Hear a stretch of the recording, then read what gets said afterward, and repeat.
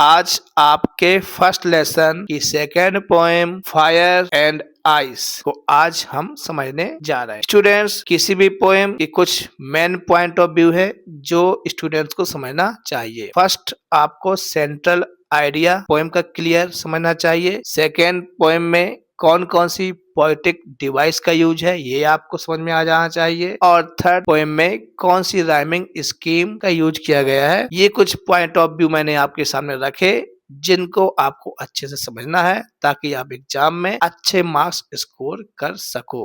तो आइए इन point of view के साथ इस पोएम को समझते हैं। तो धैर्य के साथ आप मेरे साथ बने रहिए और इस पोएम को समझिए। तो जैसा कि आपने जाना कि पोएम का नाम है फायर एंड आइस, तो आप भी साथ में दोहराएं, फायर एंड आइस। अब आपको समझना है कि इस फायर एंड आइस के राइटर कौन है। Robert Frost. ये क्वेश्चन आपके लिए बहुत इंपॉर्टेंट है कि इसके राइटर कौन है फायर एंड आइस के। तो आपको आंसर देना है रॉबर्ट फ्रॉस्ट। रॉबर्ट फ्रॉस्ट क्या समझाना चाह रहे हैं इस पोएम के माध्यम से हम और आपको या इस दुनिया को। तो यही इस पोएम का क्या होगा, सेंट्रल आइडिया या मैसेज।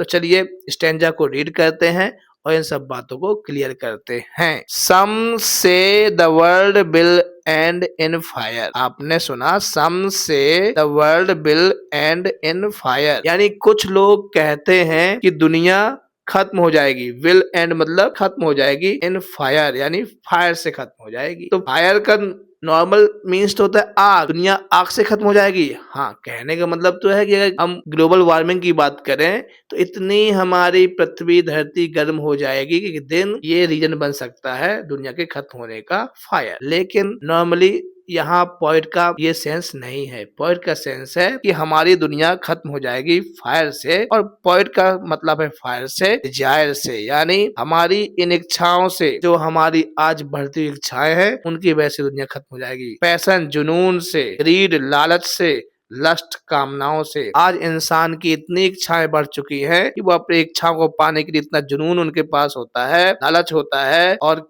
इतनी कामना होती है कि वो कुछ किसी भी हद तक जा सकते हैं अपनी इच्छाओं को पूरा करने के लिए।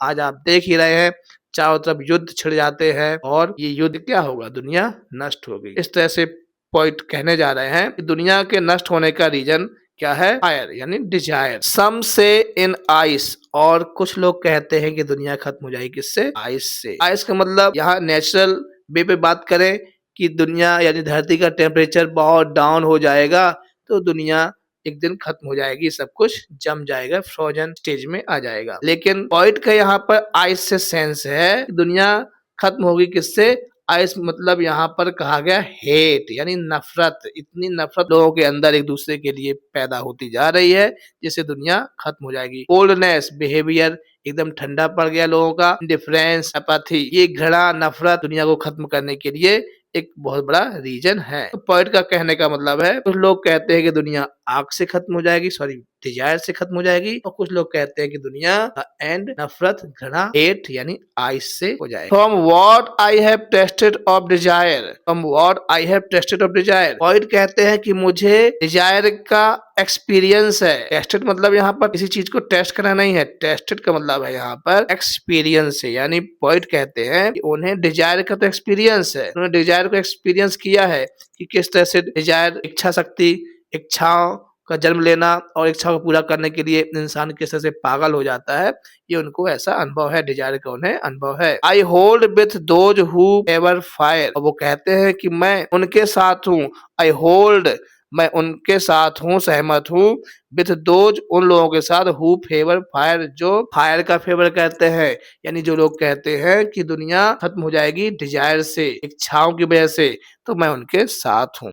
But if it had to perish twice, लेकिन यदि इस धरती को दोबारा खत्म होना हो या दोबारा खत्म हो, आई think I know enough of hate, मेरा सोचना या मेरा मानना है कि मुझे, आई नो मैं जानता हूँ, एनफ पर्याप्त जानता हूँ, ऑफ हेट मैं नफरत को भी अच्छे तरीके से जानता हूँ, या पर्याप्त मैं नफरत के बारे में जानता हूँ। To say that for destruction ice is also great, तो कहा जा सकता है कि दुनिया के डिस्ट्रक्शन के लिए आइस भी क्या है, ग्रेट यानी पर्याप्त है, एंड वुड सफिस ये पर्याप्त होगी दुनिया को खत्म करने के लिए। आइस का मतलब हेट से है, आइस का मतलब किससे है, हेट से, यानी दुनिया को खत्म करने के लिए नफरत भी पर्याप्त होगी। ऐसा पोइट आपको और हमें, हम सबको मैसेज दे रहे हैं। चलिए तो अब हम समझते हैं इस पोएम की पोएटिक डिवाइस।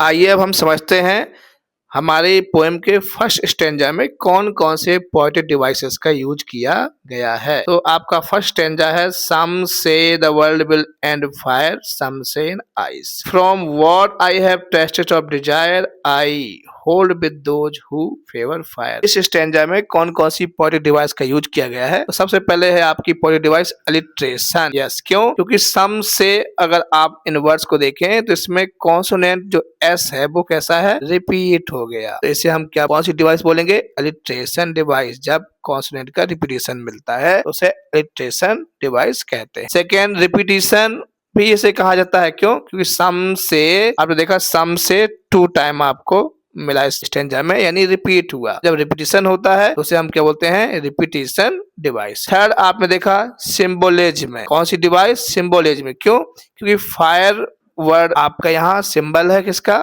डिजायर का, ग्रीड का, पैशन का। और सेकेंड वर्ड आइस, आइस भी सिंबल है किसका, हेट का और कोल्डनेस का। चलिए, और थर्ड आपने देखा एंटीथेसिस, यानी विरोधाभास। आपने देखा फायर, फायर मीन्स क्या होता है, गरम, और आइस मीन्स क्या होता है, ठंडा। ये अपोजिट आइडिया देने वाले वर्ड्स हैं, इसलिए कौन सी डिवाइस कहलाई। नेक्स्ट आपने देखा इमेजरी। इमेजरी क्यों? क्योंकि दिमाग में जब हम इस पोएम को पढ़ते हैं तो डिस्ट्रक्शन का दृश्य बनता है, विनाश का, युद्ध का सीन हमारे माइंड में क्रिएट होता है जब हम फायर आइस को एक्सप्लेन करते हैं। और नेक्स्ट आपकी डिवाइस है मेटाफोर। मेटाफोर क्यों? कि टेस्टेड वर्ड जो आपने पढ़ा इस पोएम में, टेस्टेड, इसका मीन्स यहाँ पर टेस्ट होता किसी चीज को चेक करना, पर यहाँ इसका मीनिंग टेस्ट का है एक्सपीरियंस, इसलिए ये कौन सी डिवाइस कहलाएगी, मेटाफोर। हम समझते हैं अपने पोएम फायर एंड आइस के सेकेंड स्टेंजा में कौन कौन से पोएटिक डिवाइस का यूज किया गया है। ओके, चलिए तो इसके पहले मैं आपको पोएम को रीड करके सुनाता हूँ, सेकेंड स्टेंजा को। But if it had to perish twice, I think I know enough of hate to say that for this destruction ice is also great and would suffice. तो अब इस stanza में कौन कौन सी पोएटिक डिवाइस हैं इनको समझते हैं। फर्स्ट आपने देखा एजोनेंस। एजोनेंस क्यों? क्योंकि वॉवेल साउंड ओ क्या है, रिपीट है होल्ड में और दोज। चलिए, हाइपरबोले, यानी जब इसमें बताया गया है कि दुनिया का खत्म होना 2 बार बताया गया है। दुनिया कितनी बार खत्म होगी, 2 बार। तो एक बार कोई चीज खत्म हो जाएगी, वो दोबारा कैसे खत्म होगी, तो ये कैसा हो गया, हाइपरबोले। इलिट्रेशन, तो आपने पेरिस और ट्वाइस, इसमें साउंड फ्लो है, पेरिस ट्वाइस साउंड फ्लो है, इसलिए क्या है, इलिट्रेशन। और देखा आपने आयरनी, यानी ग्रेट वर्ड जो आपने देखा इसमें यूज किया गया है, ये यूजुअली तो पॉजिटिव वर्ड है, बट यहाँ पर डिस्ट्रक्शन के लिए यूज किया गया, विनाश के लिए। तो ये कैसा डिवाइस कहलाया गया, आयरनी। अंडरस्टेटमेंट, अंडरस्टेटमेंट समझेंगे कि जब सिंपल वर्ड में बड़ी बात कही गई हो, यानी एंड वुड सफिस, ये वर्ड तो बहुत सिंपल है, पर्याप्त है, लेकिन ये किसके लिए बड़ी बात कही गई है, दुनिया के खत्म होने के लिए पर्याप्त है। और पोइट की टोन कैसी है, तो टोन आपने देखा दुनिया की खत्म होने की बात की जा रही है, तो टोन कैसी है, सीरियस है। और ये विचार थॉटफुल पोएम है, ये विचार व्यक्त किए जा रहे हैं, और साथ में ये विचार कैसे हैं उनके, पर्सनल हैं। तो टोन सीरियस है, थॉटफुल है, पर्सनल। तो ये आपने पोएटिक डिवाइस को समझा। तो डियर स्टूडेंट्स, अब हम अपनी पोएम में फायर एंड आइस में समझते हैं कैसी राइमिंग स्कीम इसमें यूज की गई है। तो राइमिंग स्कीम में बहुत ही इजी तरीके से आप समझाता हूँ। आप स्टेंजा को देखिए, पहला आपके स्टेंजा में वर्ड है फायर, तो हमने फायर को नेम दे दिया ए। और दूसरी लाइन में देखा हमने आइस, ये फायर का राइमिंग तो नहीं है, इसलिए हमने इसको नेम दूसरा दिया बी। फिर देखा आपका डिजायर, तो ये फायर का राइमिंग वर्ड है, इसलिए हमने इसको नाम फिर से दिया ए। नेक्स्ट वर्ड देखा फायर, ये भी डिजायर का ही राइमिंग वर्ड है, इसलिए हमने इसको नाम दे दिया ए। अब देखा आपने ट्वाइस, ट्वाइस किसका राइमिंग वर्ड है, आइस का, आइस का नेम दिया था बी, तो ट्वाइस का नेम भी दे दिया बी। हेट, ये एक नया वर्ड आ गया, इसका नाम दे दिया सी। फिर आइस, ये आपने देखा आइस अगेन आ गया, बी जिसका नाम दिया था तो हमने बी नाम दे दिया। अब आपका नया वर्ड है ग्रेट। ग्रेट ये हेट वर्ड था, हेट का राइमिंग वर्ड है, हेट को हमने सी नेम दिया था, ग्रेट को हमने नेम सी दे दिया। अब देखा आपने सफेस, ये सफेस किसका, आइस, आइस के राइमिंग वर्ड है तो आइस का नाम हमने दिया था बी, तो सफेस को भी हमने नाम दिया बी। अब जब हमने देखा तो हमारा फाइनल राइमिंग स्कीम बनकर आती है A B A B C B. क्या राइमिंग स्कीम आई, ए बी सी बी, ये हमारी राइमिंग स्कीम है। तो चलिए आपने पॉजिटिव डिवाइस समझा, राइमिंग स्कीम समझी और पोएम का सेंस समझा, क्या पॉइंट ऑफ व्यू से पोइट ने सेंस देना चाहा आपने अच्छी तरह से समझा। अब मैं आपको के लिए नोट्स जो बहुत ही आपके एग्जाम में हेल्प करने वाले हैं, आपके अच्छे मार्क्स स्कोर करने में, इसको भी आप डाउनलोड कर सकते हैं।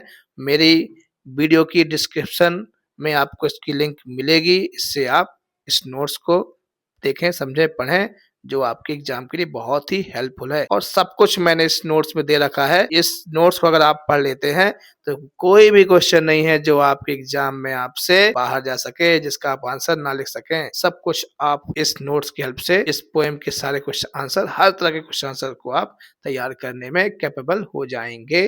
Okay, thank you. तो इस वीडियो को आप देखें, समझें और मेरे चैनल को सब्सक्राइब करें।